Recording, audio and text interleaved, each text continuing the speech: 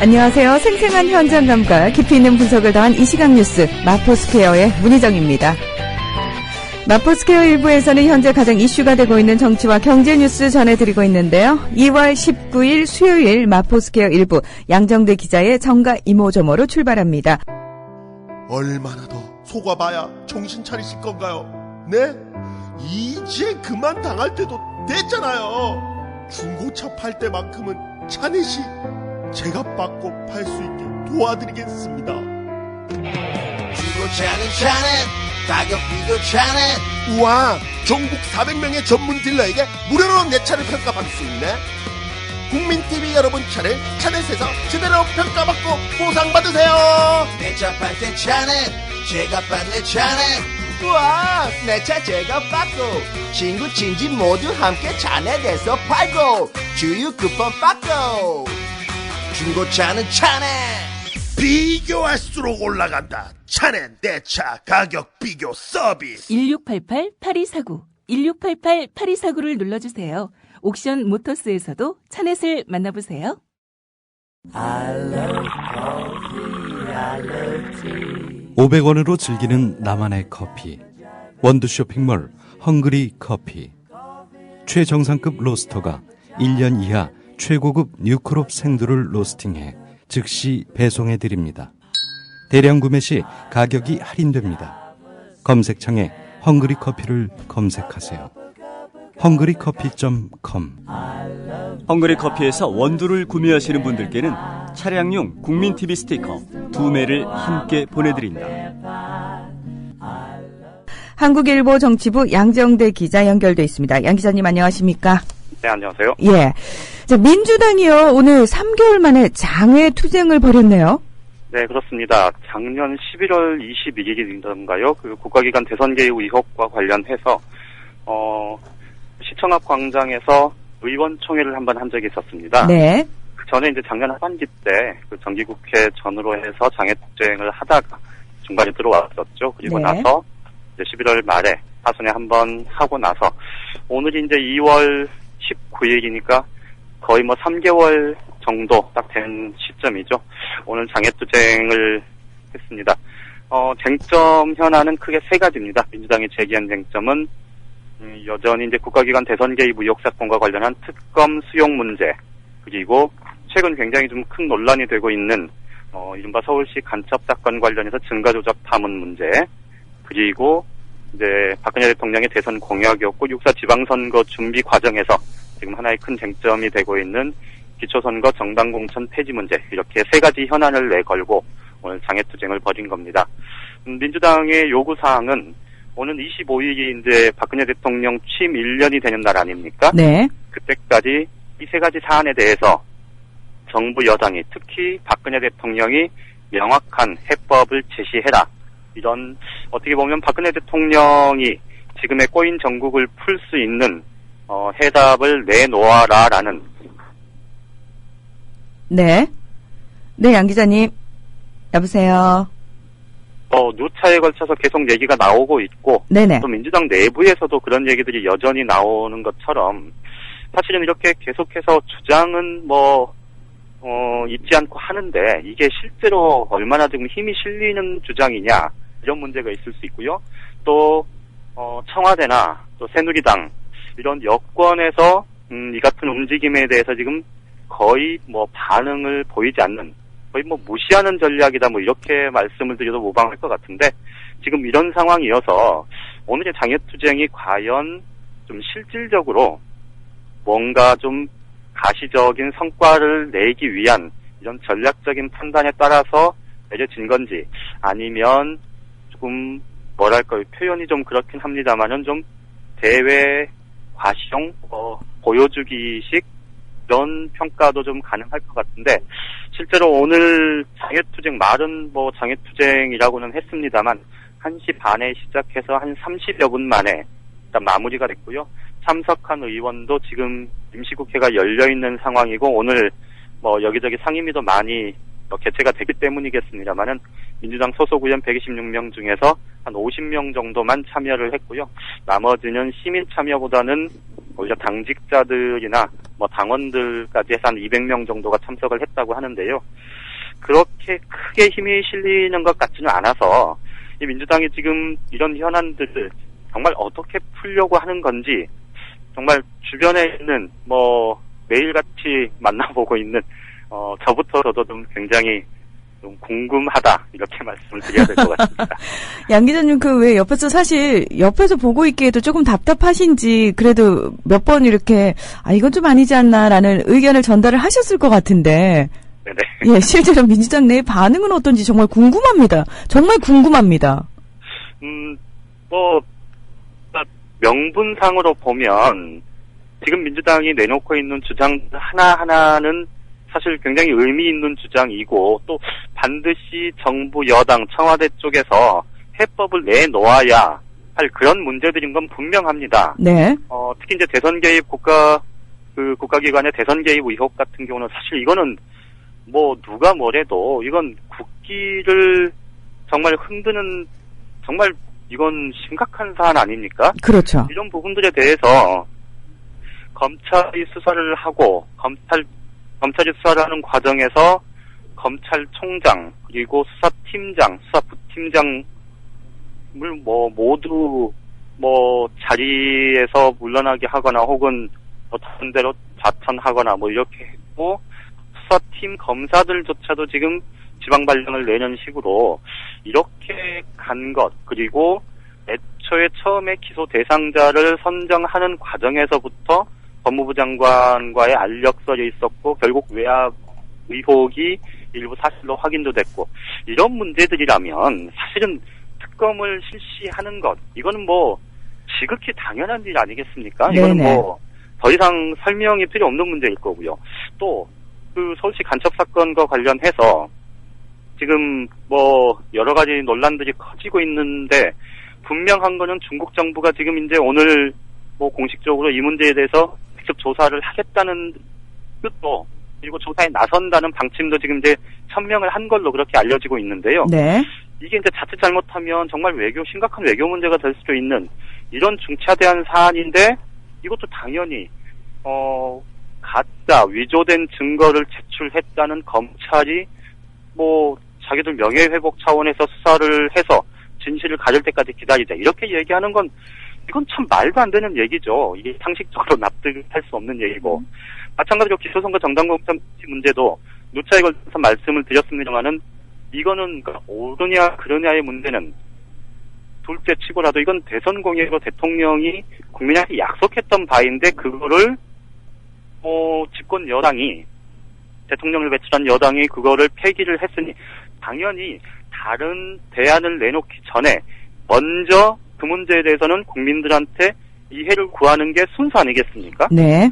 그러니까 제가 방금 말씀드렸던 이런 요구들을 지금 민주당이 하고 있는 건데, 그러니까 근데 이제 진짜 정말 본질적인 문제는 이런 요구들을 말로는 하고 또 가끔씩 행동도 보이긴 합니다만 어쨌든 이 문제를 정말로 좀 책임 있게 매듭 지으려는 그런 좀 당력을 총동원하는 또 정치력을 좀 총동원하는 이런 모습들이 그렇게 썩 믿어 보이지가 않는다는 거죠. 많은 국민들이 아마 그런 생각을 하고 계실 텐데 네. 옆에서 보는 저희들도 마찬가지고요. 민주당 내부에서도 그런 문제 때문에 지금 내부에서 좀 김한길 대표 혹은 또 전병헌 원내대표의 이 지도력에 대해서 이런저런 문제 제기들이 많이 나오고 여전히 좀 구심력이 좀 생기지 않는 좀처럼 이런 문제들이 계속해서 지금 반복되는 것 같습니다. 네. 누굴 탓할 것도 없이요. 민주당이 지금 지난 1년간 보여온 행태에 따른 그런 무너진 신뢰 아니겠습니까? 그렇죠. 외부에서 만들어준 이미지도 아니고 본인들 스스로가 그런 행태를 보여왔기 때문에 어쩔 수 없이 사표 규정으로 본인들이 받아야 되는 그런 몫이 아닌가라는 생각도 듭니다. 예, 여전히 국민들 입장에서는 조금 싸늘한 시선을 좀 보일 수밖에 없는 그런 상황인 것 같고요. 네네. 잠깐 아까 말씀하셨는데 양 기자님 그 외에 서울시 간첩 사건이요.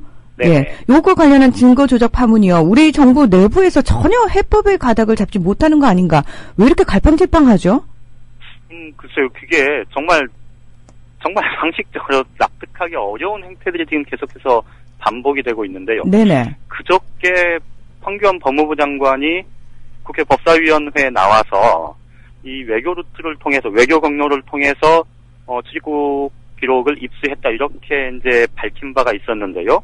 어제 윤병세 외교부 장관은 국회 외통위에 나와서 무슨 얘기를 했냐면 중국 선양에 있는 영사관으로부터 받은 건 한 건이고 나머지 두 건은 본인도 잘 모른다. 얘기할 수 없다. 이렇게 얘기를 했거든요. 네.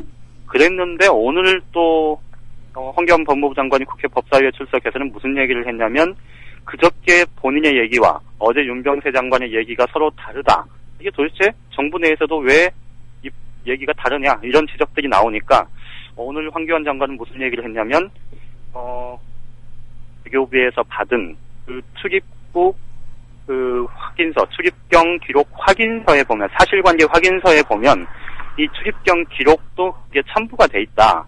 그러니 출입경 기록 확인서를 외교부에서 외교루트를 통해서 받은 거는 그 안에 출입경 기록도 첨부가 돼 있으니 결국은 내가 얘기했듯이 출입경 기록을 외교루트를 통해서 외교 경로를 통해서 받은 것 이게 같은 얘기 아니냐 이런 얘기를 했어요. 네. 이게 잠시 보면 이제 많은 청취자분들이 조금 뭐랄까요 이게 무슨 소리지 이렇게 생각을 하실 수도 있을 것 같은데. 네네. 그러니까 출입경 기록을 재판부에 이제 제출을 한 거 아닙니까 검찰이? 네. 그런데 이제 그 출입경 기록이 위조됐다고 지금 중국 정부가 우리 민변을 통해서 이제 공식적으로 재판부에 얘기를 한 거고요. 그렇죠. 그래서 논란이 된 건데 결국은 외교부에서 확인을 했다는 거는 출입경 기록에 대한 사실관계, 이 사실 확인 문서를 외교부가 확보를 한 거고 그런데 거기에 보니까 출입경 기록에 대한 그 기록도 나와 있고 이제 오늘 황교안 장관이 한 얘기는 이건데 결국은 지금까지 출입경 기록 자체가 위조됐다 이 얘기가 계속 나왔었는데요. 외교부가 확인했다는 거는 외교루트를 통해서 받았다고 얘기한 거는 출입경 기록 자체가 아니고 출입경 기록이 있다는 그 사실관계 확인서를 받은 거고 거기에 출입경 기록 내용이 일부 들어있는데 지금 3건이 위조됐다고 했던 내용하고 이 사실 확인서라는 거하고 이게 일치하는지 여부도 지금 여전히 불분명한 겁니다. 그러니까 다시 말씀을 드리면 지금 3건이 위조됐다고 얘기를 했는데 그 위조됐다고 얘기하는 당사자들이 모두가 다 지금 외교부든 또 법무부든 그리고 검찰이든 심지어는 국정원 쪽에서든 정확히 이것 이렇게 3건이 일치된 대상을 가지고 얘기를 하는 게 아니고요. 서로 자기들한테 지금 유리한 쪽의 얘기만 계속하고 있는 거예요. 그러네요. 그 대표적인 게 이제 어제 외교부 장관이 한 얘기가 우리가 외교 경로를 통해서 받았다고 하는 한 건은 이거다라고 얘기한 게 오늘 보니까 황교안 장관은 거기에도 출입경 기록이 안에 들어있더라. 그러니 내가 한 얘기도 맞는 얘기다. 이렇게 어떻게 보면 일종의 궤변처럼 이렇게 주장을 하고 나선 거죠.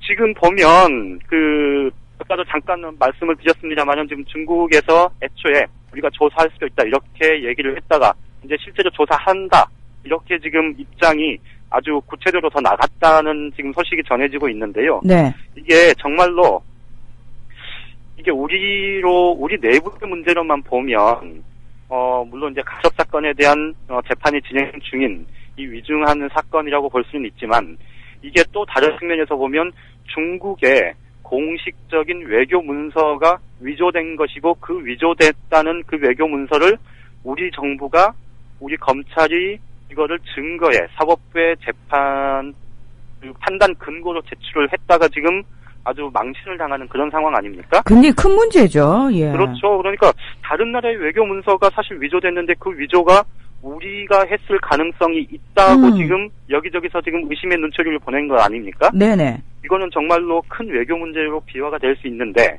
그런데 이제 지금 말씀드렸듯이 외교부 또 국정원, 검찰 또 법무부 이렇게 다들 지금 자기 유리한 쪽에서만 해석하고 유리한 쪽의 얘기만 하고 있고 그러면서 지금 전혀 가닥이 안 잡히는 그런 상황인데 정작 또 집권 여당에서는 이 문제를 두고 검찰이 명예회복할 수 있게 기회를 줘야 한다는 이런 좀 어처구니없는 얘기를 할 뿐만 아니고 집권 여당의 의원 한 명은 오늘 라디오 방송 인터뷰에서 중국에 대해서 뭐 후진국이니 혹은 북한의 형제국이니 어떤 의도를 갖고 있느니 이런 식의 좀 굉장히 외교적으로 정말 심각한 문제가 될 수 있는 얘기들을 정말 아무 생각 없이 하는 것 같아요. 네. 그러니까 좀 총체적으로 이 집권 세력의 특히 이제 정부와 여당의 이 총체적인 집권 세력의 어떻게 보면 좀 뭐 표현이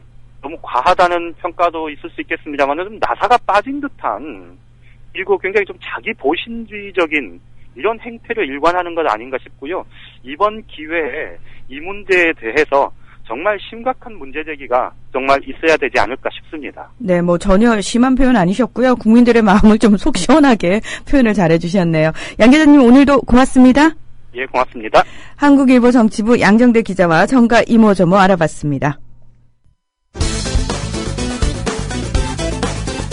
자신들이 발급해준 사실이 있다라는 내용의 회신 공문을 저희가 수신하게 됩니다. 검찰은 이 기록 등을 국정원에서 받았다고 해명했고 국정원은 중국 심양 영사관을 통해 확보한 문서라고 밝혔습니다.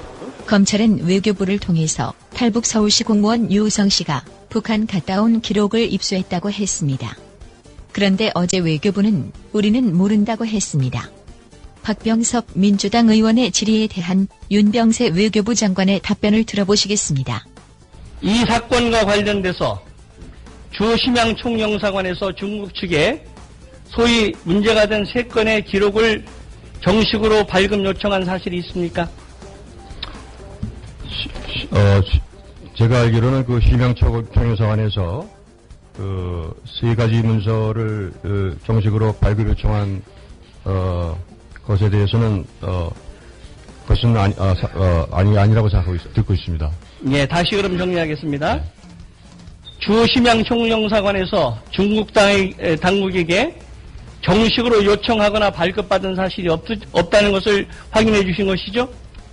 대검찰 측의 요청에 따라서 주 전양 총영사관에서 입수한 문서는 그 화룡시 공안국에서 발급한 발급 사실 확인서 1건이다. 이렇게 지금 말씀을 드리겠습니다.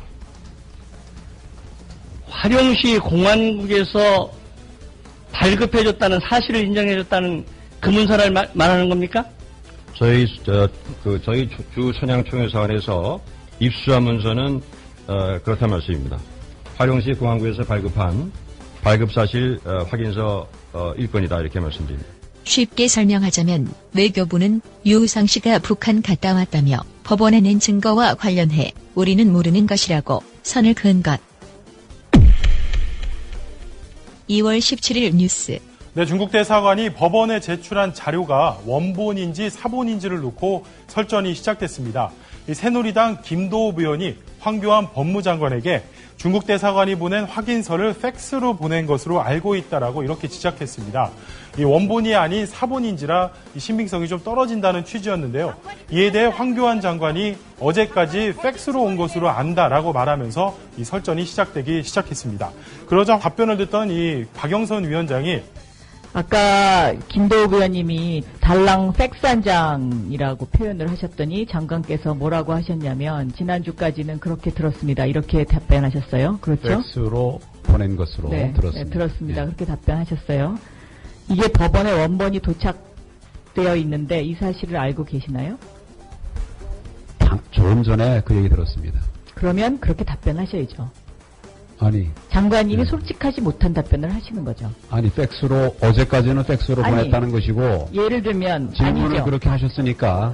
아니죠. 질문을 그렇게 하셨습니다가 아니라 장관은 사실 확인을 해줄 필요가 있는 거거든요.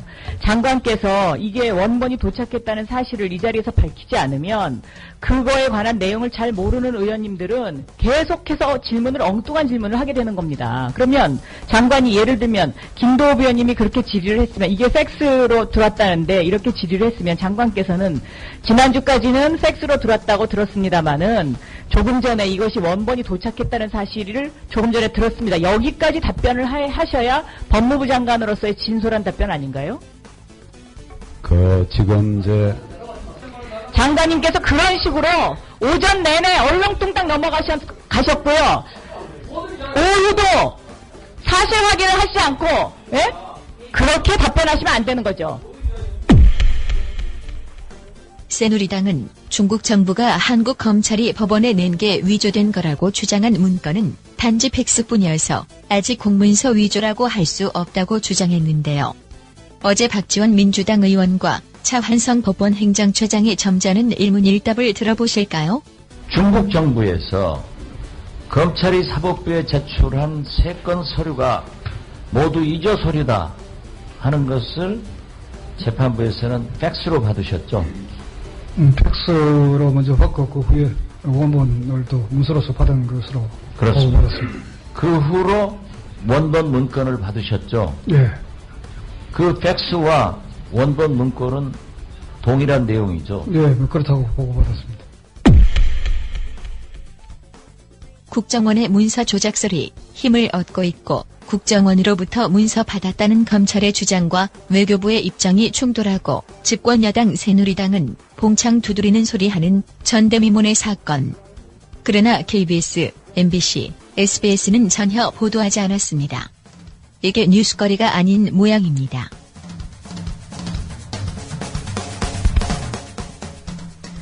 네, 여러분께서는 국민TV 라디오 마포스퀘어 일부 문희정과 함께하고 계십니다. 이번에는 오늘의 경제 뉴스 들어보겠습니다. 김광수 경제연구소의 길경식 연구이사 연결돼 있습니다. 이사님 안녕하십니까? 네, 안녕하세요. 네. 어제도 저희가 삼성 대기업 이야기를 좀 했습니다만 오늘도 좀 해야 될 것 같아요. 이 대기업 총수들이 경영 일선에서 물러나고 있다고 하는데요. 이 하나나 LIG 등 총수들이 실형 선고를 받았고 또 앞으로도 동양이나 SK 등 몇몇 대기업들은 재판을 앞두고 있습니다. 일부에서는 아직도 솜방망이 처분이다 이런 비판도 하고 있는데요. 이런 대기업 문제 저희가 어떻게 바라봐야 할까요?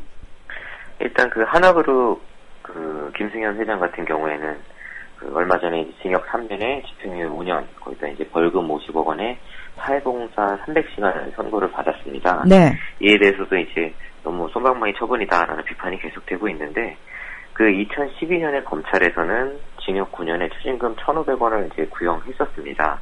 근데 그것에 비하면 지금 선고를 받은 솔직히 결과가 좀 가벼워진 거는 사실이긴 한데요. 먼저 이 김승현 회장 같은 경우에는 왜 기소가 됐는지를 간단히 좀 살펴보면 김 회장이 이제 그 그룹사, 계열사의 다른 어떤 회사의 빚을 다른 계열사의 자금으로 대신 갚아주고 그 계열사의 이제 보유 주식을 자신의 세 아들하고 누나에게 이제 헐값에 매각을 했다라는 겁니다. 근데 이 과정을 통해서 이 계열사에도 손해를 입혔고 그 계열사의 그 주식을 가지고 있는 소액 주주라든지 일반 투자 입장에서는 일반 투자자 입장에서는 실질적인 손해가 4,800억 원 넘는 금액에 이르르는데 이에 대해서 어떤 실질적인 변제를 받거나 보상을 받기가 어려운 만큼 이에 대해서 이제 엄벌을 처해야 된다면서 검찰에서 기소를 했던 겁니다. 네. 근데 2012년에 이렇게 구형을 받은 것 외에도 좀 하나그룹이 이슈가 됐던 것은 그 거래소의 이제 공시 문제 때문에 그랬었습니다. 이 김승현 회장이 이제 언론에 이렇게 막 떠들썩하게 나온 건 2012년 2월 달이었고, 검찰에 불구속 기소가 된 건 1년 전인 2011년도였습니다. 그러니까 김승현 회장 같은 경우에 2011년도 1월 30일에 3,200여 원의 배임 횡령, 또 주가 조작 혐의로 불구속 기소가 됐었고, 하나그룹에는 이제 이 기소장이 2011년도 2월 10일에 전달이 됐습니다. 근데 원래 이렇게 이제 배임 횡령 혐의로 경영자가 기소가 될 경우에 그 내용에 대해 한국거래소에 신고를 해야 됩니다. 한국거래소에 우리 회사에서 CEO 누가 어떤 혐의로 이렇게 기소가 됐다라는 걸 원래 공시를 해서 투자하는 모든 사람들이 그 사실을 알 수 있도록 공개를 해야 되는 거거든요. 그렇죠. 근데 이 사실을 1년 동안 공시를 하지 않았어요. 의도적으로 숨긴 거라고 볼 수밖에 없겠네요. 예. 그렇죠. 게다가 한국거래소에서 이제 2011년도 4월 달에 만약에 이제 경영자가 배임 횡령 혐의로 기소가 될 경우에 그 회사의 이제 상장 폐지 실질 검사를 해야 되는 대상이 된다라고 이제 관련 법안이 바뀌었는데, 그렇게 될 경우 하나 같은 경우에는 당장 이제 상장 폐지 실질 검사 대상이 되는 건데도 불구하고 한국거래소에서 이 하나그룹에 대해서 그 부분에 대해서 왜 신고를 하지 않는지 혹은 뭐 이 상장 폐지에 대한 실질 검사 그 대상으로 올린다든지 어떤 그 조치를 하지 않은 거거든요. 근데 아무도 이 사실을 이제 모르고 있다가 2012년도 2월 달에 언론에 이제 그 검찰의 구형에 관한 사실이 보도가 되면서 투자자들 뭐 여러 입장에서 그럼 1년 전에 이게 이미 그 불구속 기소가 됐는데 왜 공시도 되지 않고 한국 거래소에서도 어떤 제재를 하지 않는가라는 게 뉴스로 나오기 시작을 했어요. 네네. 그러다 보니까 2012년도 2월 달에 부랴부랴 이제 한국거래소가 하나그룹에다 이 공시 위반 의무 사실을 통보를 하고 거래 정지 결정을 내리고 이제 한화가 상장 폐지가 될지도 모른다라는 그 막 이제 소식이 퍼지기 시작했는데 얼마 있다가 이제 한국거래소에서는 투자자를 보호한다는 명목으로 곧바로 이제 상장 폐지 실질 검사 대상이 되지 않는다, 실질 심사 대상이 되지 않는다라고 하나그룹을 제외를 하고 주식 거래 정지도 바로 해제를 했습니다. 예, 조금 뻔뻔스럽네요, 한국거래소. 예. 그렇죠. 그래서 이에 대해서 이제 한국에서도 이 재벌에 대한 대마불사, 그러니까 재벌은 아무리 뭐 큰 잘못을 하거나 어떤 위기가 있어도 결국에는 이 국가에서 이렇게 해주기 때문에 그 죽지 않는다라는 뭐 이런 게 아직 소명되고 있는 것이 아니냐. 그리고 또 한국 거래소 같은 경우에는 어떤 특정 대기업을 위해서 존재하는 것이 아니라 일반 투자자들이 어떤 공정한 거래를 하기 위해서 존재를 하는 건데 이런 특정 기업을 보호하는 듯한 이런 행위를 하는 게 적합하지 않다. 뭐 여러 가지 비판이 제기가 됐었는데요. 단순히 이런 문제가 아니라고 하더라도 한국 경제에서 이 재벌의 폐해, 뭐 어제 오늘의 일도 아니고 이미 그 한국 경제에도 이게 실질적인 그 악영향들을 많이 미치고 있거든요. 많이들 아시는 것처럼 이 한국의 재벌은 그 60, 70년대 박정희 정권 때부터 본격적으로 형성이 됐었고요. 네. 실제적으로는 90년대 말 외환위기 때에 이제 재벌 그룹을 통한 한국 경제의 성장은 거의 이제 끝이 났다라고 보여졌었습니다. 그럼에도 불구하고 여전히 2000년대 이후에도 계속해서 이런 재벌 중심의 경제를 무리하게 유지해 오고 있다 보니까 2000년대 이후에 한국 경제가 심각한 어떤 자원 배분의 문제라든지 정책의 왜곡, 투기 조작 등에 계속 시달려 오고 있고 그 결과로 한국 경제가 이제 극심한 양극화의 문제, 또 저출산 고령화, 공적 부분 및 민간 부분의 어떤 채무 폭증의 문제, 그리고 또 지속적인 인플레로 서민 가계의 실질 소득의 그 저하 이런 문제에 계속 직면하고 있거든요. 네. 그런 가운데 재벌 같은 경우에도 계속해서 이제 먹고 살 거리들이 줄어들다 보니까 중소기업 업종이라든지 자영업자 업종까지 계속 넘보고 있는 상황이 되었고 이런 부분이 2012년으로 14년도에 계속해서 문제가 되다 보니까 경제 민주화 얘기가 또 나오기 시작했었죠. 이렇게 그 재벌 문제가 계속 되다 보니까 어쨌든 이 재벌 개혁을 하지 않고는 한국 경제가 이제 지속적으로 성장하기가 힘든 상황이 되어버렸는데 그럼 이 재벌 개혁을 과연 어떻게 할 것인가라고 생각을 해봤을 때 이제 많은 분들이 감정적으로 삼성이 망해야 된다 혹은 어떤 대기업이 망해야 된다라고 말씀을 하시지만 실질적으로 이런 그 전 국가적인 차원에서 여러 가지 자원을 들여서 그 키워놓은 대기업이 망한다는 건 그 한국 경제 그 차원에서도 혹은 국민들의 경제 차원에서도 여러 가지로 손해일 수밖에 없거든요. 네. 그렇다고 하면 이 대기업들을 다시 잘 국가 경제에 도움이 되게 바꿀 필요가 있는데 그렇게 하기 위해서는 어떤 지금 재벌의 그 소유 구조 문제와 그 지배 구조 문제를 개혁을 해야 하고 그러기 위해서 가장 필요한 것이 지금처럼 규칙을 위반을 했을 때 그 위반에 대해서 적절하게 조치를 취하고 강력한 어떤 제재를 가하는 게 가장 중요한데 지금 그게 되고 있지 않기 때문에 말로는 경제 민주화, 재벌 개혁을 외치고 있지만 실질적인 개혁은 전혀 이루어지지 않고 있다라는 겁니다. 네, 사실 일부 국민들은 재벌이 망하면은 나라 경제가 휘청한다라고 아직까지도 그렇게 믿고 있거든요. 근데 그건 아니라는 걸 좀 널리 알릴 필요도 있을 것 같고요. 제대로 된 잣대와 벌을 좀 주는 그런 풍토가 좀 빨리 자리 잡았으면 좋겠다라는 생각도 듭니다. 오늘 얘기 여기까지 듣겠습니다. 고맙습니다. 네, 감사합니다. 자, 마포스퀘어 1부 여기서 마무리하겠습니다.